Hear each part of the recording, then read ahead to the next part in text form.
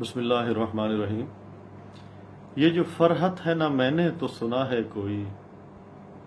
یہ جو فرحت ہے نہ میں نے تو سنا ہے کوئی، چاند سا نکلا ہے اردو کے دبستانوں میں۔ آج حلقہ رباب ذوق پاک ٹی ہاؤس لاہور، اور ہماری سب کی خوش قسمتی ہے کہ ہم عہد ساز شاعر اور شاعری کے عہد موجود کے وارث جناب سید فرحت عباس شاہ کا جشن منا رہے ہیں۔ فرحت عباس شاہ ایک ملٹی ڈائمینشنل شخصیت کے مالک ہیں، اور قدرت نے انہیں صلاحیتیں عطا کرتے ہوئے بڑی فیاضی سے کام لیا اور ان کو بے پناہ ٹیلنٹ سے نواز کر اس دنیا میں بھیجا۔ انہوں نے جس شعبہ میں بھی کام کیا، اپنی محنت اور خدا داد صلاحیتوں کے بلبوتے پر اپنے نام کا لوہا منوایا،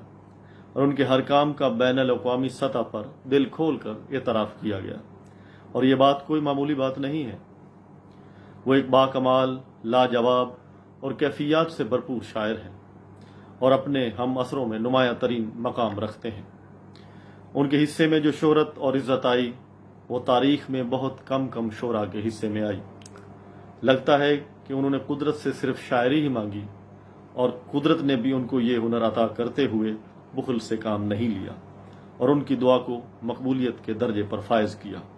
اور ان کی شاعرانہ عظمتوں کا ایک زمانہ معترف ہے، اور انہوں نے اپنی شاعری اور شخصیت سے دو نسلوں کو متاثر کیا ہے۔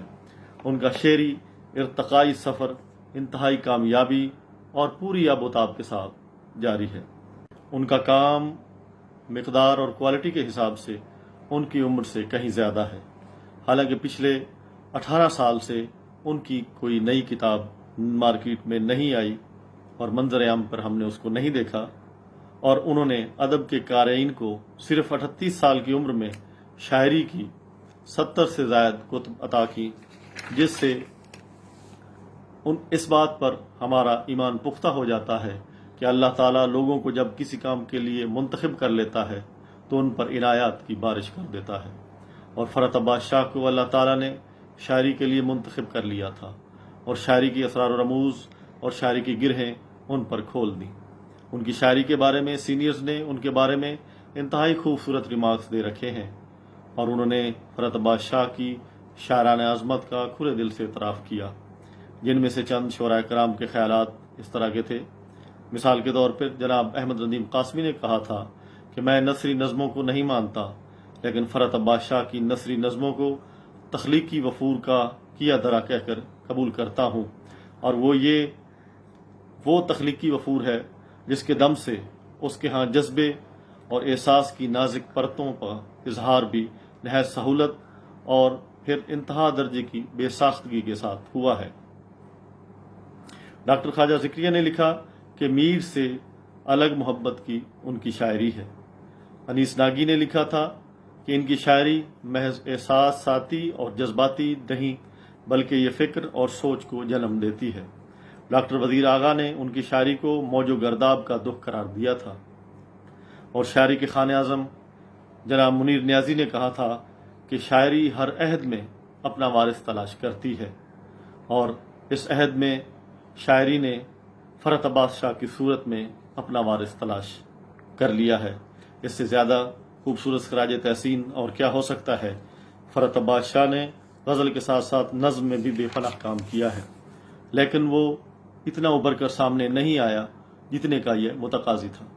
میرے خیال میں اس کی وجہ یہ ہے کہ ان کی غزل کی چھاپ اتنی گہری ہے کہ جس کے نیچے ان کی نظم دب کر رہ گئی ہے، اور غزل نظم کی نسبت مقبول صنف ادب بھی ہے، اور نقادوں نے بھی ان کی نظم کے اوپر اتنا کام نہیں کیا جس کی ان کی نظم تقاضا کرتی ہے۔ اور مجھے قوی امید ہے کہ مستقبل قریب میں ان کی نظم پر بھی کام ہوگا، اور ان کی نظم بھی نظم کے کسی بھی بڑے شاعر سے اوپر نہیں تو ہم پلہ ضرور ہے۔ ایک اور بہت بڑا کام جو بہت سے لوگوں کی نظروں سے اوجھل ہے، وہ یہ کہ وہ ایک ماہر معاشیات اور ماہر اقتصادیات ہے، اور وہ سود کے متبادل نظام لائے جس کا نام انہوں نے ٹوسٹ اپ اکنامک تھیوری رکھا، جس میں انہوں نے پاورٹی اور ہوم لیسنس کے بارے میں micro finance institution methodology and design کا کنسیپٹ پیش کیا۔ آپ گوگل پر سرچ کر کے ان کا سارا کنسیپٹ اور سسٹم دیکھ اور پڑھ سکتے ہیں۔ انہوں نے یہ سسٹم کئی سالوں کی محنت اور عرق ریزی کے بعد پیش کیا اور اس پر دنیا کی بہترین یونیورسٹی آکسفورڈ لندن میں ڈائلاگز اور سیشنز ہوئے۔ فرحت آباد شاہ آکسفورڈ لندن گئے اور انہوں نے اسٹوڈنٹس اور پروفیسرز کے ساتھ ڈائلاگ کیا اور ان کو اپنی تھیوری کے بارے میں بریفنگز دیں اور انہوں نے اس کو ایک بہترین اور قابل عمل پروگرام قرار دی۔ اس کے بعد IMF اور ورلڈ بینک کے نمائندوں نے ان کو اپروچ کیا اور ان دونوں اداروں کے ڈائریکٹرز اور جنرل مینیجرز نے تونیزیا میں ان کے ساتھ ایک ہفتہ کی ورکشاپ رکھی اور انہوں نے بڑی تفصیل کے ساتھ اپنی کنسیپٹ اور تھیوری کو ان کے سامنے رکھا اور وہ سب لوگ ان کی تھیوری سے متفق ہوئے اور ان کے پروگرام سے ایگری کر گئے، مگر ایک نقطہ سود یعنی انٹرسٹ پر یہ کام پایا تکمیل تک نہ پہنچ سکا، کیونکہ یہ انٹرسٹ فری نظام لانا چاہتے تھے اور وہ سود کے بغیر کام کرنا نہیں چاہتے تھے۔ یہ اپنے نظریے سے کمٹمنٹ کی وجہ سے کئی ملین ڈالرز کے فنڈ کو ٹھکرا کر واپس آ گئے۔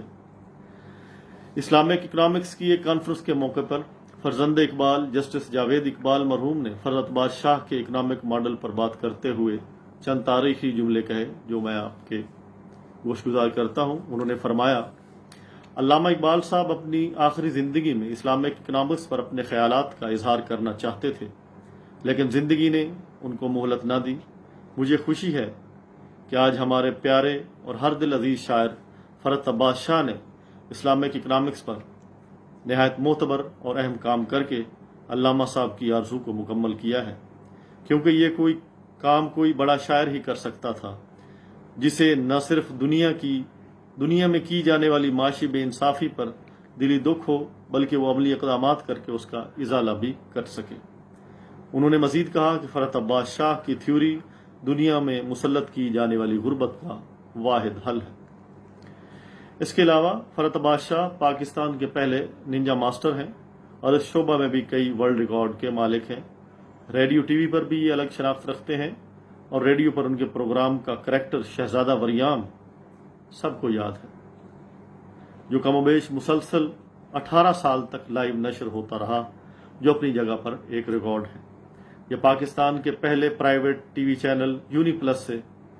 1998 کو منسلک ہوئے۔ یہ اس وقت اینکر بنے اور سیاسی اور دیگر پروگرام کیے جب ایسے پروگرام کرنے کا تصور تک موجود نہیں تھا اور بڑے بڑے اینکرز کا کوئی وجود تک نہ تھا۔ فرحت عباس شاہ کو اللہ تعالیٰ نے تخلیقی ذہن عطا کیا اور وہ جس فیلڈ میں بھی گئے وہاں کام کرنے کے نئے سٹینڈرڈ قائم کیے جو بعد میں آنے والوں کے لیے نشان منزل قرار پائے۔ انہوں نے گلوکاری کی باقاعدہ تعلیم حاصل کی اور اس فن میں بھی کمال مہارت حاصل کی۔ اس کے علاوہ سماجی فلاح و بہبود کے بے شمار پروجیکٹ انہوں نے کامیابی سے پایا تکمیل تک پہنچائے۔ آخر میں یہی کہوں گا کہ فرحت عباس شاہ ایک نڈر، بے باک اور دبنگ شخصیت کے مالک ہیں اور ہمیشہ ظلم و جبر کے خلاف آواز بلند کرتے رہے ہیں، اور چاہے اس کوشش میں وہ اکیلے ہی کیوں نہ رہ گئے ہوں، انہوں نے حق بات کہنی کبھی نہ چھوڑی اور یہ عکس ان کی شاعری میں جا بجا ہمیں نظر بھی آتا ہے۔ بڑی اور عظیم شخصیات لوگوں پر بڑی دیر سے کھلتی ہیں اور ہمیشہ ہم عصر ان سے خائف بھی رہتے ہیں، جس طرح غالب آج تک لوگوں پر کھل رہا ہے اور ان کی شاعری اور کام کی نئی جہتیں سامنے آ رہی ہیں، اسی طرح فرحت عباس شاہ بھی حال اور آنے والے زمانوں کا شاعر ہے جو آئندگان پر کھلتا رہے گا اور چشم فلک کو حیران کر